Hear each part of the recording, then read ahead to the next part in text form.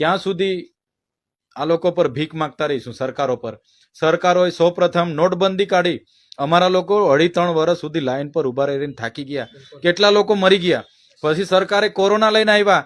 એમાં એટલી જડબે સલાક પોલીસને હોપી દીધું. પોલીસે મારીને છોડા કાઢી નાખ્યા લોકોના. પૈસા ઉઘરાવી લીધા, ટેક્સ ઉઘરાવી લીધો ને હજારો લોકો મરી ગયા અમારા વિસ્તારોમાં. એક પણ વ્યક્તિ બહાર મર્યો નથી.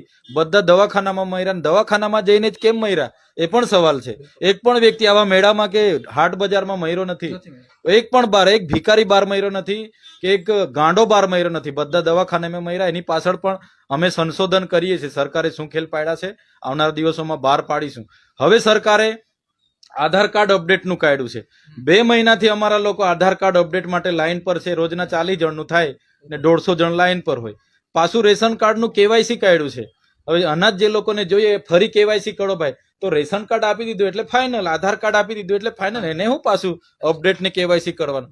હવે કાઢ્યું છે ભાઈ ખેડૂત રજીસ્ટ્રેશન કરો. અહીંયા 400 જણની લાઈન છે ખેડૂતોની. હવે રોજના આવે છે ખેડૂતો, ઢગલો લાઈન.